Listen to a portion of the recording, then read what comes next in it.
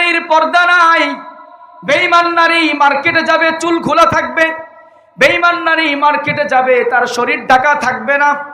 বেঈমান নারীর দেহ সব পুরুষরা দেখতে পায়, মুশরিক নারীর দেহ সব পুরুষরা দেখতে পাবে, কিন্তু ঈমানদার নারীর শরীর তার স্বামী ছাড়া দুনিয়ার কোনো পুরুষ দেখতে পারবে না, ঠিক কি না?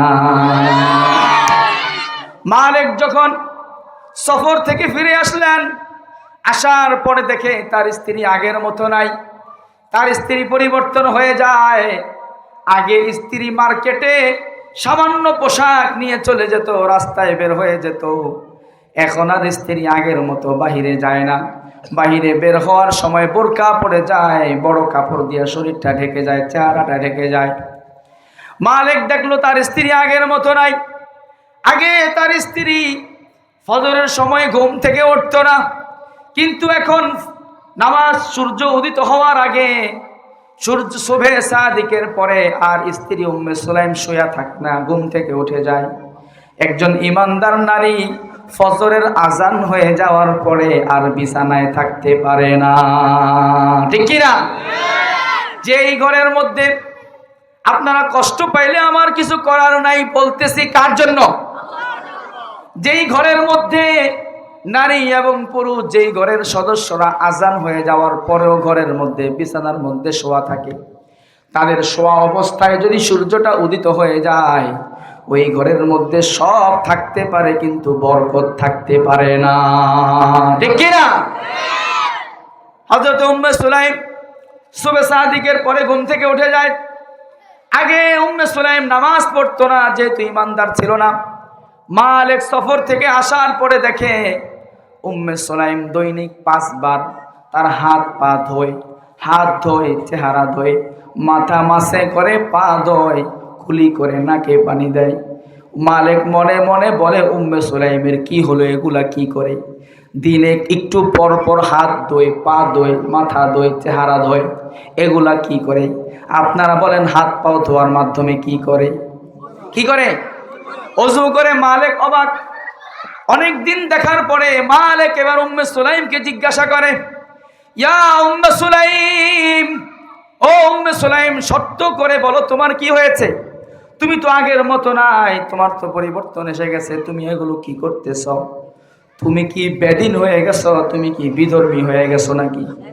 আমাদের মদিনার মধ্যে কিছু লোক বেদিন হয়ে গেছে, কিছু লোক নতুন একটা ধর্ম গ্রহণ করে আগের ধর্ম ছেড়ে দিয়েছে, তুমিও কি তাদের মতো বেদিন হয়ে গেছো কিনা? উম্মে সুলাইম জবাব দেয়, মা সাবাতু, আমি বেদিন হই নাই, আমি বিধর্মী হই নাই, ওয়ালাকিন্নী আসলামতু মা মুহাম্মাদিন সাল্লাল্লাহু আলাইহি ওয়াসাল্লাম, আমি নবী মুহাম্মদের কালিমা পড়ে মুসলমান হয়ে গেছি। উম্মে সুলাইম বলে, আমি বেদিন হই নাই, আমি মুসলমান হয়েছি। এবার মালিক উম্মে সুলাইমের উপরে টর্চার শুরু করে দেয়, আঘাত করা শুরু করে দেয়। উম্মে সুলাইম, তুমি জানো আমি তোমার স্বামী, আমি আমার বাপ দাদার ধর্মের উপরে রয়েছি, আমার বাপ দাদা যেই ধর্মের উপরে দুনিয়া থেকে বিদায় হয়েছে, এটা আমি কখনো ছাড়তে পারবো না। ও উম্মে সুলাইম, তুমি আমার স্ত্রী, আমার অনুমতি ছাড়া তুমিও ধর্ম পরিবর্তন করতে পারবে না। যেই ধর্ম তুমি গ্রহণ করেছো এই ধর্ম ছেড়ে দাও। আমার সাথে যদি সংসার করতে হয় অবশ্যই তোমাকে ধর্ম ছাড়তে হবে। আপনাদের কি মনে হয় যেই দিলের মধ্যে একবার ঈমান ঢুকে যায়, ওই দিল কি কখনো ঈমান ছাড়তে পারে?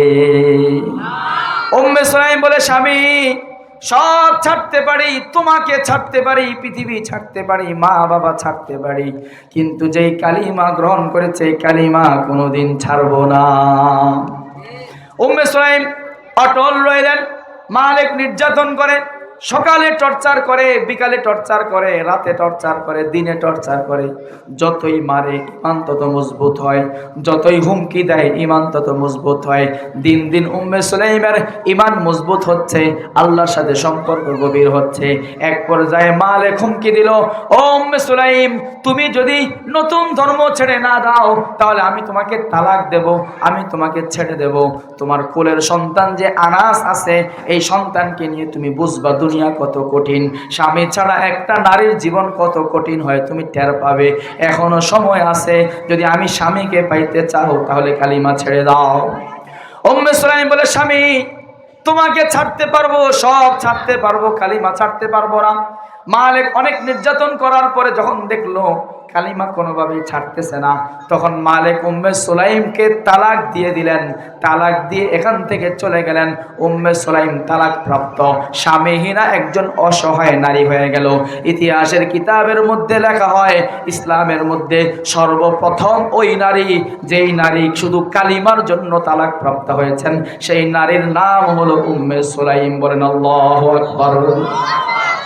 সর্বপ্রথম তালাক খেয়েছেন কিসের কারণে? তো উনি তালাক পাইছেন কালিমার কারণে, ইসলামের কারণে। তালাক আমরার সমাজেও হয়, কি কন? ইসলামের কারণে তালাক হয় আর কালিমার কারণে তালাক হয়। নামাজ, স্বামী নামাজ পড়ে না, এই কারণে বউ চলে যায়। হ্যাঁ, বউ পর্দা করে না, এই কারণে ছেড়ে দেয়। ইসলামের কারণে কিন্তু তালাক হয় না।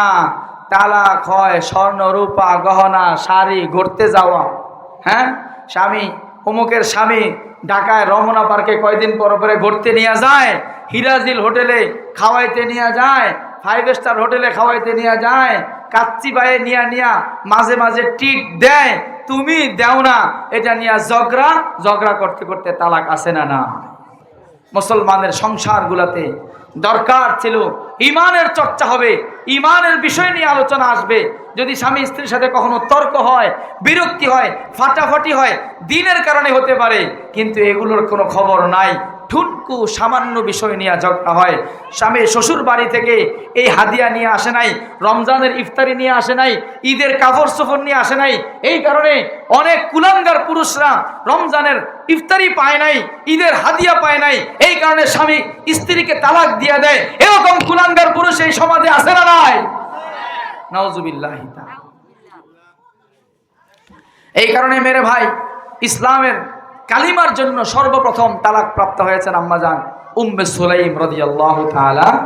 নামটা মনে থাকবে আপনাদের। এই উম্মে সুলাইম হলেন আল্লাহ রাসূলের একজন বিশিষ্ট খাদেম সাহাবী ছিলেন। তার নাম হলো আনাস রাদিয়াল্লাহু তাআলা। নাম শুনছেন আপনারা? আনাস রাদিয়াল্লাহু তাআলা নাম শুনছেন? আনাস রাদিয়াল্লাহু তাআলা আনহু, ওনার মা হলেন উম্মে সুলাইম রাদিয়াল্লাহু তাআলা। যেমন মায়ের গর্ভে তেমন সন্তান। 10 বছর আল্লাহ রাসূলের খেদমত করছে। উম্মে সুলাইম আল্লাহ রাসূলের দরবারে উপস্থিত হয়ে যায়। আল্লাহ রাসূলের দরবারে উপস্থিত হয়ে বলে, ইয়া রাসূলুল্লাহ, ও নবী, মক্কার আনসাররা আপনাকে হাদিয়া দেয়, তোহফা দেয়, বিভিন্ন হাদিয়া নিয়ে আপনার কাছে আসে, কিন্তু আমি একজন অসহায় তালাক প্রাপ্ত নারী, আমার কাছে টাকা পয়সা নাই, হাদিয়া দেওয়ার মতো কোনো কিছু নাই। ও নবী, আমারও দিলটা চায়, আমারও মনটা চায় আপনাকে হাদিয়া দেব, কিন্তু আপনাকে হাদিয়া দেওয়ার মতো কিছু আমার কাছে নাই। ও নবী, আমার কাছে সম্পদ বলতে আমার এই কোলের বাচ্চাটা আছে, আমার এই ছোট্ট ছেলে আনাস আছে সম্পদ বলতে, এটা ছাড়া দুনিয়াতে আর কোনো সম্পদ নাই। ও নবী, দুনিয়ার মানুষ অনেক ধরনের হাদিয়া আপনাকে দেয়, আমার কাছে যেহেতু এই কোলের বাচ্চা আনাস ছাড়া আর কোনো সম্পদ নাই, আমি আমার এই ছোট্ট ছেলে আনাসকে আপনাকে দিয়ে দিলাম হাদিয়া স্বরূপ, আপনি এটা গ্রহণ করে নেন। সন্তান হাদিয়া দিয়েছেন। কি হাদিয়া দিয়েছেন? সন্তান হাদিয়া দিয়ে দিয়েছেন। আল্লাহ রাসূল সাল্লাল্লাহু আলাইহি সাল্লাম আনাস রাদিয়াল্লাহু তাআলা আনহুকে গ্রহণ করলেন। আনাস রাদিয়াল্লাহু তাআলা আনহু সেই যে আল্লাহ রাসূলের কাছে আসছে, ইন্তেকাল পর্যন্ত 10 বছর আল্লাহ রাসূল মদিনায় ছিলেন। এই পুরা 10 বছর আল্লাহর রাসূলের সোহবতে আনাস রাদিয়াল্লাহু তাআলা আনহু ছিলেন। বলেন আল্লাহু আকবার। এখন আপনাদেরকে একটা প্রশ্ন করি। এই ঘটনা শোনার পরে আপনাদের অনেকের মনের মধ্যে প্রশ্ন আসতে পারে যে, আরে আমিও যদি আল্লাহ রাসূলের জমানায় থাকতাম আর আমার এরকম একটা সন্তান থাকতো, তাহলে আমিও গিয়া আমার সন্তানটাকে আল্লাহ রাসূলের কাছে হাদিয়া দিয়া দিতাম। এরকম মনে আসে কিনা আকাঙ্ক্ষা যে আমার যদি আল্লাহ রাসূলের জমানায় এরকম আসতাম আর যদি আমার সন্তান থাকতো, আমার সন্তানটা হাদিয়া দিয়া দিতাম, এরকম দিলের মধ্যে আকাঙ্ক্ষা আসছে কার কার বলেন? আমার সন্তান থাকলে আমি আল্লাহ রাসূলকে হাদিয়া দিয়ে দিই। আমার দিলের মধ্যে আসছে যে আমার সন্তান থাকলে আমি একটা সন্তান আল্লাহ রাসূলকে কি দিয়া দিতাম? হাদিয়া দিয়া। এখন আপনাদেরকে সুসংবাদ শোনাই, আল্লাহ রাসূল তো দুনিয়াতে নাই, হাদিয়া দেওয়ার সুযোগ আছে? সন্তান আল্লাহ রাসূলকে দিয়ে দেওয়ার সুযোগ আছে? আল্লাহ রাসূল তো এখন নাই, বাহ্যিক দৃষ্টিতে নাই সুযোগ, কি বলেন? বাহ্যিক বিবেচনায় নাই, কিন্তু সুযোগ আছে। সুযোগ আছে কিভাবে? আল্লাহু আকবার। হাদিসে পাকের মধ্যে আসছে, মান খরাজা ফি তালাবিল ইলমি ফাহুয়া ফি সাবিলিল্লাহি হাত্তা ইয়ারজিআ। মুহাদ্দিসিনে কেরাম বলেন, আল্লাহর রাসূল দুনিয়াতে নাই, কিন্তু আল্লাহর রাসূলের কথাগুলো চর্চা যে প্রতিষ্ঠানে হয়, মাদ্রাসার মধ্যে আল্লাহর রাসূলের কথাগুলো চর্চা হয়, আল্লাহর রাসূলের হাদিসগুলো চর্চা হয়। আল্লাহর রাসূল 23 বছর জীবনে যেই কথাগুলো বলেছেন, যে আদর্শগুলো রেখে গেছেন, যে শিক্ষাগুলো রেখে গেছেন, সেই শিক্ষাগুলো চর্চা হয় একটা প্রতিষ্ঠানে। বলেন তো সেই প্রতিষ্ঠানগুলোকে কি বলে? কি বলে? না ক্যাম্ব্রিয়ান স্কুল অ্যান্ড কলেজে হয়, হেরিটেজ স্কুলে হয়, হ্যাঁ না? আল্লাহর রাসূলের কথাগুলো, আল্লাহর রাসূলের আদর্শগুলো কিছু প্রতিষ্ঠানে চর্চা হয়। হযরতে আনাস রাদিয়াল্লাহু তাআলা আনহু আল্লাহর রাসূলের সোহবতে ছিলেন। সোহবতে থাইকা সারাদিন আল্লাহর রাসূলের কথা শুনছেন, হাদিস শুনেছেন, আল্লাহর রাসূলের চলাফেরা দেখেছেন, আল্লাহর রাসূলের আদর্শ সামনে থেকে দেখেছেন। আজকে আল্লাহর রাসূল দুনিয়াতে নাই, কিন্তু আল্লাহর রাসূলের কথাগুলো আছে, আল্লাহর রাসূলের হাদিসগুলো আছে, আদর্শ আছে, চাল চলনগুলো কিতাবের মধ্যে আছে। এগুলো এক ধরনের প্রতিষ্ঠানের মধ্যে শিক্ষা দেওয়া হয়। এই জমানায় উলামায়ে কেরাম বলেন, কেউ যদি তার সন্তানকে কওমি মাদ্রাসায় ভর্তি করে দেয়, যেই মাদ্রাসায় আল্লাহর রাসূলের হাদিসের চর্চা হয়, ওই মাদ্রাসায় যদি ভর্তি করে দেয়, তাহলে সে তার সন্তানকে শুধু মাদ্রাসায় ভর্তি করলো না, সে যেন তার সন্তানটাকে সরাসরি মুহাম্মদ আরবি সাল্লাল্লাহু আলাইহি ওয়াসাল্লামের দরবারে হাদিয়া দিল।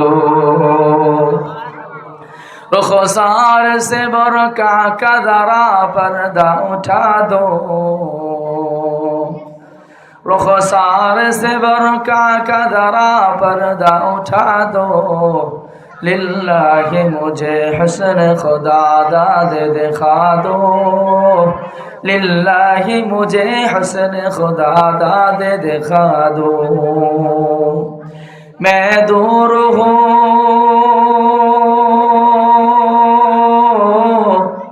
मैं दूर हूँ, मजबूर हूँ ऐ सैयद आलम, दीदार दिखाते नहीं आवाज सुना दो, दीदार दिखाते नहीं आवाज सुना दो। সবাই গলা ছেড়ে দিয়ে ইমানের শক্তি দিয়ে বলেন আল্লাহু আকবার। আরো জোরে বলি আল্লাহু আকবার। হযরত উম্মে সুলাইম রাদিয়াল্লাহু তাআলা আনহা তার সন্তানটাকে হাদিয়া দিয়া দিলেন। কার কাছে হাদিয়া দিয়েছেন? নবী মুহাম্মদের দরবারে হাদিয়া দিয়া দিলেন। এই জমানায় হাদিয়া দেওয়ার সুযোগ আছে কিনা বলেন? আছে কিনা বলেন? আপনারা সবাই আপনাদের সন্তানদেরকে আল্লাহর রাসূলের দরবারে এরকম হাদিয়া দিবেন? কে কে হাত উঠান? দিবেন তো ইনশাআল্লাহ? আমাদের সন্তানদেরকে আমরা মাদ্রাসায় ভর্তি করব, কারণ সন্তান মাদ্রাসায় পড়লে সেখান থেকে কোরআন সহিহ করার শিক্ষা এখান থেকে পায়, হাদিসের শিক্ষা এখান থেকে পায়, মানুষের মতো মানুষ হওয়ার শিক্ষা এখান থেকে পায়, আখলাকের শিক্ষা এখান থেকে পায়। এই প্রতিষ্ঠানগুলো এমন প্রতিষ্ঠান যেটা হলো মানুষ গড়ার প্রতিষ্ঠান, শুধু মানুষ না, শক্তিশালী ইমানদার গড়ার প্রতিষ্ঠান। আমরা আমাদের সন্তানদেরকে মাদ্রাসায় দেব, ছেলে হোক মেয়ে হোক, তাদেরকে মাদ্রাসায় দেব ইনশাআল্লাহ। প্যারে হাজিরিন, আম্মাজান উম্মে সুলাইম ছেলেকে হাদিয়া দিয়া দিলেন আল্লাহ রাসূলের দরবারে। এখন উনি একা হয়ে গেলেন। আম্মাজান উম্মে সুলাইম অনেক সুন্দরী নারী ছিলেন, রূপবতী নারী ছিলেন। ওনার বিয়ে হওয়ার আগে মক্কার মধ্যে, মদিনার মধ্যে একজন ধনী লোক ছিলেন আবু তলহা রাদিয়াল্লাহু আনহু। অনেক জায়গা জমিনের মালিক, অনেক সহায় সম্পত্তির মালিক, অনেকগুলো খেজুরের বাগান, অনেকগুলো বাগান বাড়ি, অনেক স্বর্ণ রূপা দিনার দেরহাম তার আছে। আবু তলহা উম্মে সুলাইমকে বিয়ে হয়ে যাওয়ার আগে বিয়ে করতে চেয়েছিলেন। শুরুতে মালেকের সাথে বিয়ে হওয়ার আগে। উম্মে সুলাইমের আগের স্বামীর নাম কি? মালেক। আগের স্বামীর নাম কি? ওই স্বামী উম্মে সুলাইমকে তালাক দিয়ে দিছে কি কারণে? ইসলামের কারণে। কি কারণে? আপনারা কথা মনে রাখেন না? মনে কি বলেন? মনে আছে? সবাই জাগ্রত আছেন? ঘুমানোর টাইম এখনো হয় নাই। রাত 11টার পরে হালকা পাতলা ঘুম আসবে, কি বলেন? উম্মে সুলাইম তালাক খাইছেন ইসলামের কারণে, তালাক দিছে মালেক। মালেক বিয়ে করার আগে আবু তলহা নামক একজন মদিনার ধনাঢ্য ব্যক্তি উম্মে সুলাইমকে বিয়ে করতে চেয়েছিলেন, যে কোনো কারণে বিয়ে করতে পারেন নাই। এখন যেহেতু উম্মে সুলাইম স্বামীহীন হয়ে গেছেন, তার স্বামী নাই, আবু তলহার কাছে যখন খবর যায়, আবু তলহা এবার নিয়ত করে, এখন যেহেতু উম্মে সুলাইম অসহায় হয়ে গেছে, এবার আমি উম্মে সুলাইমকে বিয়ে করতে পারব। আবু তলহা উম্মে সুলাইমের কাছে প্রস্তাব পাঠালেন, উম্মে সুলাইম, শুনলাম তোমার স্বামী তোমাকে তালাক দিয়ে ফেলেছে। ও উম্মে সুলাইম, তোমার বিয়ের আগে আমি তোমাকে বিয়ে করতে চেয়েছিলাম, যে কোনো কারণে হয় নাই। এখন তো তোমার জীবন অসহায় হয়ে গিয়েছে, তুমি আমার সাথে বিবাহ বন্ধনে আবদ্ধ হয়ে যাও। তুমি তো জানো আমার সহায় সম্পত্তির কোনো অভাব নাই, তুমি যত মোহর দাবি করো আমি মোহর ততই দেব। তুমি যেই বাড়িতে থাকতে চাও, যেই মানের ঘরে থাকতে চাও, আমি সেটার ব্যবস্থা করব। ও উম্মে সুলাইম, তুমি বিয়ের জন্য রাজি হয়ে যাও। উম্মে সুলাইম এবার আবু তলহাকে জবাব পাঠায়, আবু তলহা, তুমি আমাকে বিয়ের প্রস্তাব দিয়েছ, ইয়া আবা তলহা ইন্না মিসলাকা লা ইউরাদ্দু। ও আবু তলহা, তোমার মতো পুরুষকে কোনো নারী কোনোদিন প্রত্যাখ্যান করতে পারে না। ও আবু তলহা, রূপে গুণে, ব্যক্তিত্ব, বংশমর্যাদা, আভিজাত্য, সৌন্দর্য, টাকা পয়সা, সহায় সম্পত্তি, শিক্ষা দীক্ষা, গুণ গরিমা, কোনো লাইনে তোমার কমতি নাই। আবু তলহা যেমন ধনী মানুষ ছিলেন, সুঠাম দেহের স্মার্ট পুরুষ ছিলেন, আবার বংশীয় সম্ভ্রান্ততা ছিল, আভিজাত্য ছিল, এলাকার মধ্যে নেতৃত্ব পর্যায়ের ছিলেন। উম্মে সুলাইম বলে, তোমার মতো পুরুষকে কোনো নারী ফেরত দেবে না। আর আমি একজন তালাকপ্রাপ্ত নারী, আমার কাছে তুমি প্রস্তাব দিয়েছ, এটা তো আমার জন্য অনেক বড় সুসংবাদ, তোমার স্ত্রী হতে পারা। কিন্তু আবু তলহা, তুমি শুনে নাও, আমি উম্মে সুলাইম মুসলমান হয়ে গেছি, কালিমা পড়েছি, আমি আমার কপালকে আল্লাহর সামনে নত করি। তুমি আবু তলহা এখনো মুসলমান হও নাই, তুমি মুশরিক রয়ে গেছো, তোমার কপাল এখনো পাথরের সামনে নত হয়। যেই কপাল আল্লাহর সামনে নত হয়, ওই কপাল কোনো দিন মুশরিকের কপালের সাথে মিলতে পারে না। ও আবু তলহা, তোমার সাথে আমার বিবাহ সম্ভব নয়। যতদিন তুমি কালিমা না পড়বে, মুসলমান না হবে, ততদিন তোমার সাথে আমি বিবাহ বন্ধনে আবদ্ধ হতে পারি না। এবার আবু তলহা প্রস্তাব দেয়, উম্মে সুলাইম, তুমি যদি রাজি হয়ে যাও, তুমি যদি বিবাহ বসতে রাজি হয়ে যাও, মদিনার মধ্যে আমার সবচেয়ে বড় যেই বাগানটা আছে, সবচেয়ে দামি যেই খেজুরের বাগানটা আছে, আমি তোমার নামে লিখে দেব। শুধু একটা বাগান নয়, মদিনার মধ্যে আরো যত বাগান আছে সবগুলো যদি চাও, সবগুলো আমি তোমার নামে লিখে দেব। তুমি আমার সাথে বিবাহ বন্ধনে আবদ্ধ হয়ে যাও। কালিমা পড়ার শর্ত তুমি করে না, আমি কালিমা পড়তে পারবো না, মুসলমান হতে পারবো না। এবার উম্মে সুলাইম জবাব পাঠালেন, রিপ্লাই দিলেন, ও আবু তলহা, শুনে রাখো, তুমি তোমার সবগুলো বাগান দিয়ে দেওয়ার কথা বলেছ। ও আবু তলহা, শোনো, লাউ আসদাকতানি মা তামলিকুহু আনতা ওয়া মা ইয়ামলিকুহু আহলুল মদিনা। তুমি যদি আমাকে তোমার সবগুলো বাগান দিয়ে দাও, শুধু তোমার সবগুলো বাগান নয়, মদিনায় আরো যত মানুষের বাগান আছে সবগুলো বাগান যদি আমার মালিকানায় দিয়ে দাও, শুধু মদিনার সব বাগান নয়, সারা পৃথিবীর সব মানুষের সম্পদ যদি তুমি আমার পায়ের নিচে রেখে দাও। ও আবু তলহা, শুনে রাখো, যতদিন তুমি কালিমা পড়বে না, আমি উম্মে সুলাইম কখনো সম্পদের লোভে তোমার সাথে বিবাহ বসবো না। ও আবু তলহা, শুনে নাও, তুমি সম্পদের লোভ দেখিয়েছো, বাগানের লোভ আমাকে দেখিয়েছো। আবু তলহা, শুনে নাও, ইমানদার কোনোদিন সম্পদের লোভে ইমান ছাড়তে পারে না, ইমান বিক্রি করতে পারে না। ও আবু তলহা, শুনে নাও, তুমি যদি কালিমা পড়ে মুসলমান হয়ে যাও, তাহলে আমি তোমার সাথে বিনা শর্তে বিবাহ বন্ধনে আবদ্ধ হয়ে যাব। তোমার একটা পয়সাও আমাকে দিতে হবে না, বাগান দিতে হবে না, স্বর্ণ দিতে হবে না, রূপা দিতে হবে না, গহনা দিতে হবে না, দিনার দিতে হবে না, দিরহাম দিতে হবে না, টাকা পয়সা দিতে হবে না, মোহর হিসাবে 1 টাকাও দিতে হবে না, ঘর দিতে হবে না, বাড়ি দিতে হবে না, খরচা দিতে হবে না। তুমি যদি মুসলমান হয়ে যাও তাহলে আমি তোমার সাথে বিবাহ বসে যাব, আর তুমি যে কালিমা পড়বা তোমার ওই কালিমাটাই আমার মোহর হিসেবে যথেষ্ট হয়ে যাবে। আল্লাহু আকবার। তোমার মোহরটাই আমার কালিমা। ইতিহাসের কিতাবের মধ্যে লেখা হয়, সিয়ারু আলামিন নুবালা নামক কিতাবের মধ্যে লেখা হয়, একজন নারী, একজন মহিয়সী নারী, কানা মাহারুহা আল ইসলাম, যেই নারীর মোহর ছিল ইসলাম, সেই নারীর নাম হলো উম্মে সুলাইম রাদিয়াল্লাহু আনহা। ওই মহিলার মোহর ছিল কি? ইসলাম। মোহর ছিল কি? আবু তলহা কালিমা পড়ছে, এটা ওনার মোহর হয়ে গেছে। তাহলে ইতিহাসের মধ্যে এই নারীর দুইটা বৈশিষ্ট্য পাওয়া যায়। এক নম্বর বৈশিষ্ট্য হলো ইতিহাসের মধ্যে সর্বপ্রথম তালাক প্রাপ্ত হয়েছেন যেই নারী ইসলামের কারণে, কালিমার কারণে, ওই নারীর নাম হলো উম্মে সুলাইম রাদিয়াল্লাহু আনহা। এবং ইসলামের মধ্যে সর্বপ্রথম যেই নারীর মোহর হয়েছিল কালিমা, মোহর হয়েছিল ইসলাম, সেই নারীর নাম হলো উম্মে সুলাইম রাদিয়াল্লাহু আনহা। প্যারে হাজিরিন, বিবাহ শাদী আমাদের সমাজেও হয়। আমরাও আমাদের মেয়েদেরকে বিয়ে পড়াই, ছেলেদেরকে বিয়ে করাই। বিয়ে করানোর সময় আমরা ঈমান দেখি, কালিমা দেখি, দিনদারি দেখি কয়জনে বলে। আল্লাহ রাসূল বলেছেন, তুনকাহুল মারআতু লিআরবাইন, একজন নারীর বিবাহ যখন হয়, তোমরা তোমাদের কোনো নারীকে যখন বিয়ে করো, তো বিয়ে করার ক্ষেত্রে মানুষ চারটা জিনিস দেখে। পৃথিবীতে যত ধর্ম আছে, বিভিন্ন ধর্মের লোকেরা সবাই মিলে চারটা জিনিস দেখে। কয়টা জিনিস দেখে? তুনকাহুল মারআতু লিআরবাইন, লিমালিহা ওলি জামালিহা ওলি হাসাবিহা ওলি নাসাবিহা। চারটা জিনিস দেখে। এক নাম্বার, পৃথিবীর মানুষ বিয়ে করার ক্ষেত্রে সম্পদ দেখে। কি দেখে? সম্পদ দেখে।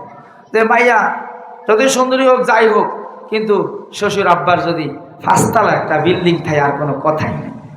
কি করেন? ওই স্যারায় রাজি না হইলে কি হবে? ওই স্যারার মা বাপে 2 পায়ে খাড়া, ঠিক না? এক নাম্বার মাল সম্পদ দেখা হয়, 2 নাম্বার সৌন্দর্য দেখা হয়, 3 নাম্বার বংশীয় মর্যাদা, বংশ পরিচয় দেখা হয়, 4 নাম্বার হলো সোশ্যাল স্ট্যাটাস, সামাজিক অবস্থান দেখা হয়। দুনিয়ার মানুষ এগুলা দেখে। আল্লাহ রাসূল বলেন, ও আমার উম্মত, আমি তোমাদেরকে বলে যাই, ফাসফার বিদাতিদ দ্বীন, ওই 4টা দেখো, অসুবিধা নাই, কিন্তু তুমি 1 নম্বরে দিন দেখো, ঈমান দেখো, দিনদার দেখো। ওই পরিবারে বিয়ে করো যেই পরিবারের মধ্যে ঈমান আছে, দ্বীনের চর্চা আছে, পর্দা আছে, নামাজ আছে, রোজা আছে।